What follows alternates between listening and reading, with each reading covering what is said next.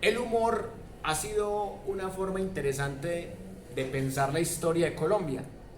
En este caso, les traigo el humor del hermano del narcopresidente Ernesto Samper Pizano. Y vamos a jugar entre la historia y la histeria, porque es un juego paronímico y retórico muy interesante. Y ya hablamos de los errores o los horrores historiográficos, y es normal que Paloma Valencia, que María Fernanda Cabal, que Iván Duque Márquez y hasta que Gustavo Petro se equivoque en algún dato histórico. Es normal, no son historiadores y no se especializan en eso, es normal. Acá no se trataba de burlarse de la gente, sino de ver el peligro que tiene la ignorancia de la gente. O sea, que Álvaro Uribe, Gustavo Petro y compañía crean que Bolívar fue un libertador, normal. Al fin y al cabo eso no cambia mucho la realidad que estamos viviendo. Pero que María Fernanda Cabal, que ojalá no sea la próxima presidenta de Colombia, niegue o tergiverse la masacre en las bananeras, por ejemplo, eso sí es delicado. Les voy a decir por qué. Porque el gobierno conservador de Miguel Abadía Méndez ordenó asesinar a 2000 obreros que protestaban pacíficamente con huelga de hambre. ¿Y saben qué dijo María Fernanda Cabal? Dijo dos cosas. Primero, dijo que la masacre de las bananeras nunca existió, o sea, un negacionismo historiográfico. Digo, eso no existió, eso es un invento de castrochavistas satánicos como Gabriel García Márquez, que sale el billete de 50.000. Gravísimo. Entonces, cuando todo el mundo le hizo bullying, se la burló y otra gente la atacó duramente, ella salió a retractarse. Pero eso es como cuando uno se unta el pie de mierda y uno va a sacudirse la mierda, y por sacudirse la mierda también se unta el otro zapato de mierda. Entonces, terminó siendo peor el remedio que la enfermedad. Entonces la señora salió a retractarse, dijo, no, sí, la masacre en las bananeras sí existió, pero es que no eran obreros, no eran mansas palomas, eran guerrilleros que querían tumbar al presidente Miguel Abadía Méndez. Entonces, o sea, obviamente ella ni siquiera sabía quién era el presidente, pero dijo, salieron a tumbar el presidente y por eso los tuvieron que matar, que porque eran guerrilleros. O sea, la vieja por excusarse. ¿Y saben qué es lo más ridículo? Que la vieja dice que eran unas guerrillas comunistas del Partido Comunista. ¿Y saben qué es lo más chistoso? Para que se mueran de la risa. El Partido Comunista Colombiano se fundó en 1930 y la masacre en las bananeras fue en 1928. Entonces, ¿cómo diablos iba a ser una guerrilla comunista si el Partido Comunista no existía en Colombia? O sea, ¿cómo diablos iba a ser una guerrilla comunista? Entonces, según ella, no eran obreros. Ah, y otra cosa, si eran una guerrilla, pues ¿para qué iban a hacer huelga de hambre? Pues una guerrilla no tiene que hacer huelga de hambre. Una guerrilla se enfrenta militarmente al ejército del gobierno, ¿sí o no? ¿O ustedes han visto que las FARC hacen huelgas de hambre? O el ELN, o el EPL, o el M-19. ¿Han visto ustedes una guerrilla haciendo huelga de hambre? O sea, ese es el nivel cognitivo de la nueva presidenta de Colombia. No, de la que 10 millones quieren que sea la nueva presidenta de Colombia. María Fernanda Cabal, imagínense. Imagínense esa señora como presidente. O sea, porque es que está bien que sean ignorantes, que crean que Simón Bolívar era muy bueno, que Santander era traidor, que crean que la iglesia católica siempre fue muy buena y que no tuvo que ver con las guerras civiles. O sea, está bien que crean todo eso, listo. No conocen de historia, algún día pueden aprender, eso lo aprende cualquiera. La historia no está negada, la historia está en los libros, cualquiera la puede aprender sin importar su profesión. Pero el problema es que digan cosas tan graves.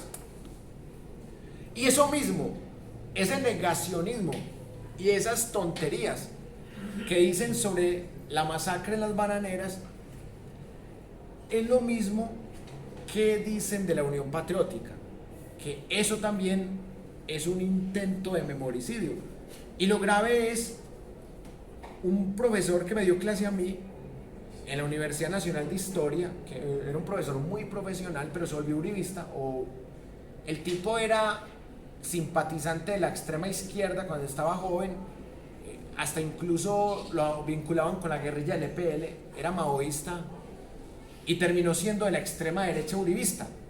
Después de viejo se volvió de extrema derecha, normal. La gente cambia opiniones. Es normal que la gente pase de la extrema izquierda a la extrema derecha, como José Obdulio el primo de Pablo Escobar, amigo de Uribe. Pero este profesor, Iván Duque, lo nombró como director del Centro Nacional de Memoria Memoria Histórica. ¿Y saben qué? El tipo llegó y dijo, homenaje a la Unión Patriótica, ¿cómo así?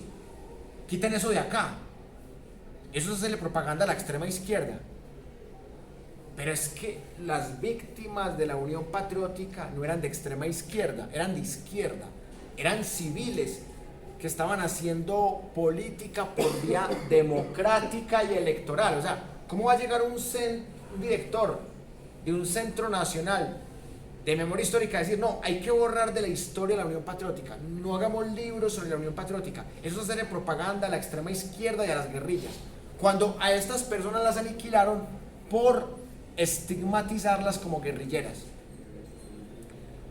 Que María Fernanda Cabal niegue la masacre de las bananeras y que luego la tergiversa diciendo que eran buenos muertos, que porque eran guerrilleros comunistas y merecían morir, pues uno hasta lo entiende, porque María Fernanda Cabal pues no es historiadora, y aparte de no ser historiadora pues comete unas tonterías que ni sé cómo explicarlas, pero que un doctor en historia, académico de muchos años, que hasta fue profesor mío en la Nacional, salga a decir que hay que eliminar de la historia la Unión Patriótica, y que la familia de Gaitán digan que el uribismo ha querido borrar el gaitanismo de la historia, y que haya sido amenazada de muerte Gloria Gaitán.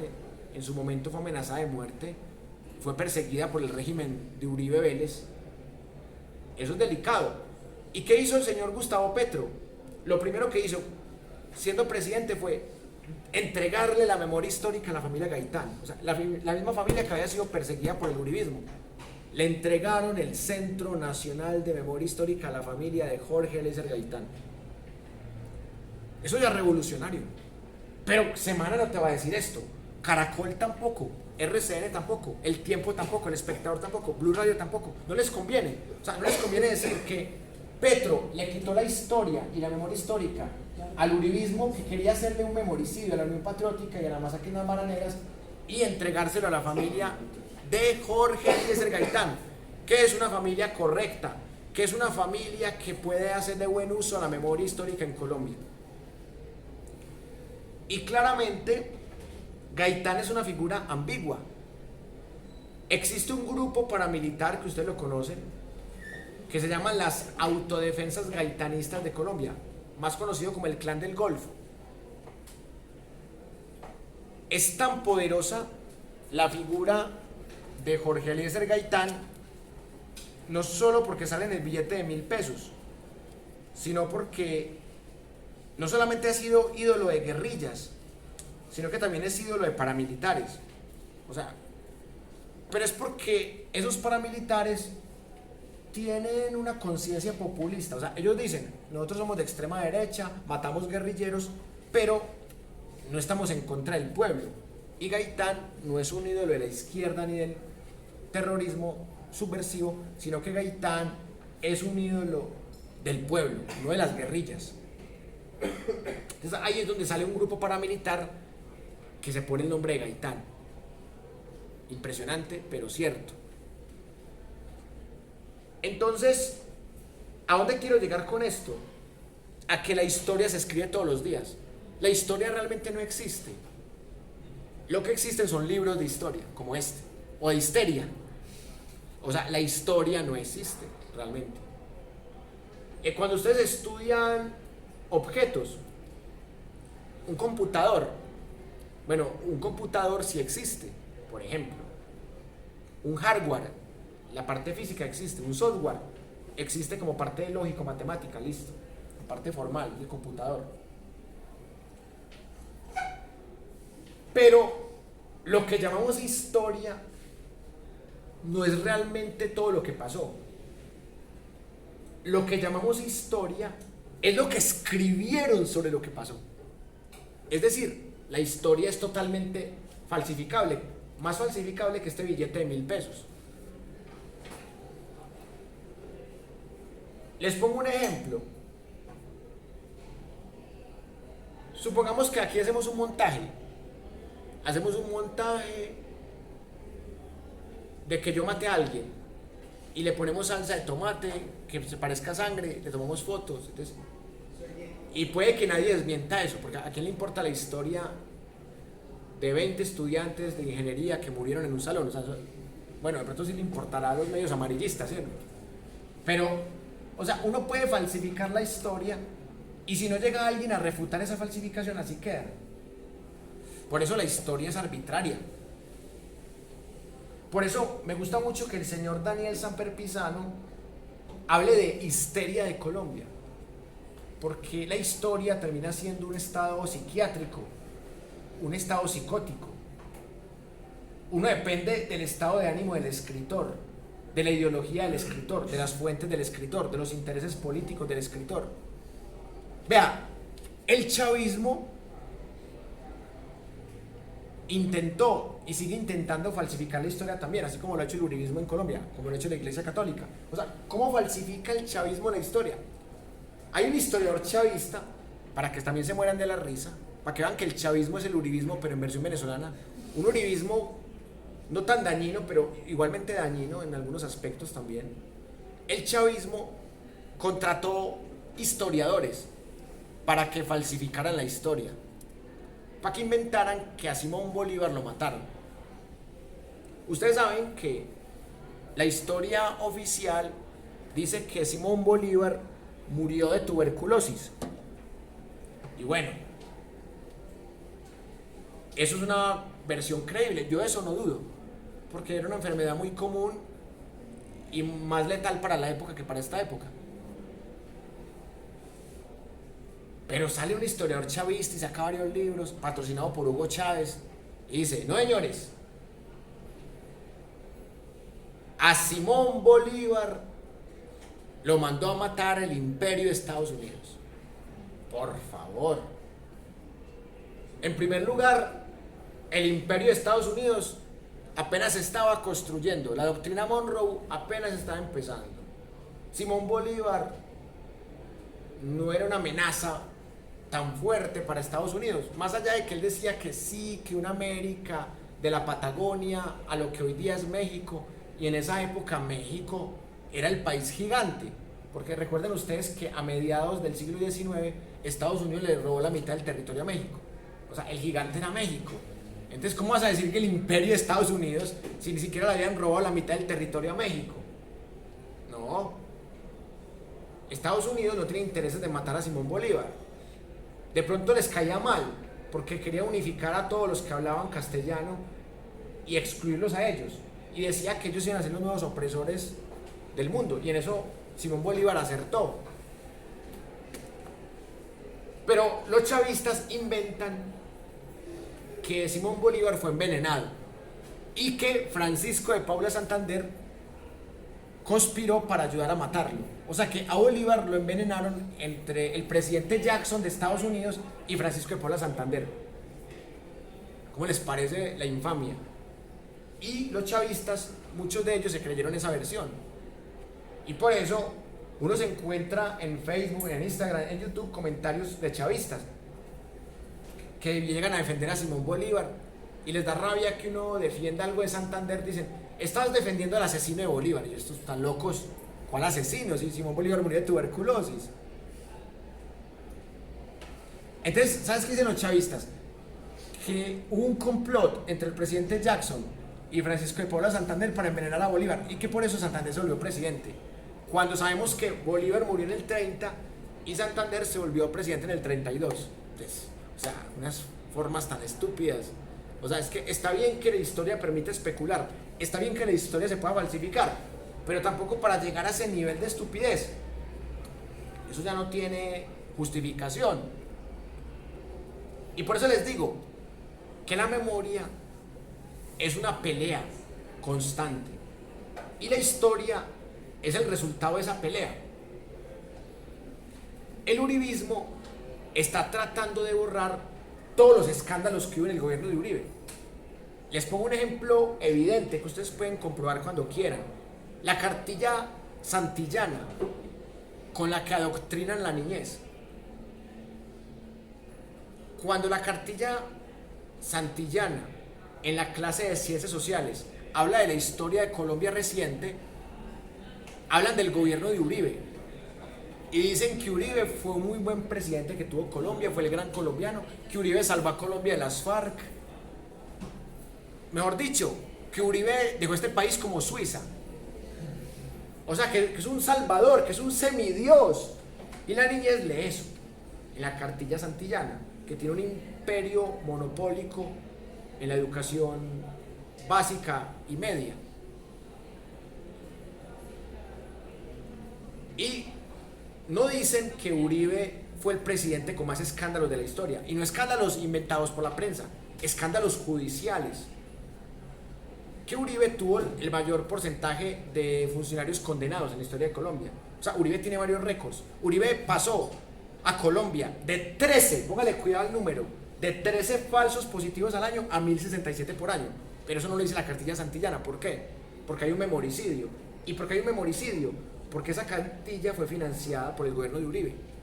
Vamos a ver si esa cartilla va a cambiar y va a contar la historia como es.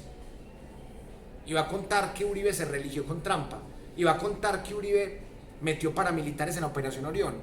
Y va a contar que Uribe tenía condenada casi toda su familia y sus amigos, sus funcionarios. Y va a contar que Uribe tuvo un robo multimillonario en Reficar, que usó el poder del Estado para enriquecer a sus dos hijos, con las zonas francas de Mosquera, Cundinamarca, en donde sus hijos compraron tierras a 16.000 pesitos por hectárea y revendieron a 53.000 pesitos por hectárea. Y que Uribe, para enriquecer a sus hijos, utilizó la DIAN, Bavaria, el Ministerio de Hacienda de Óscar Iván Zuluaga, el Ministerio de Transporte, y también que el alcalde de Mosquera, Cundinamarca del momento, el señor Rosso, terminó enriqueciéndose también de las zonas francas de los hijos de Uribe.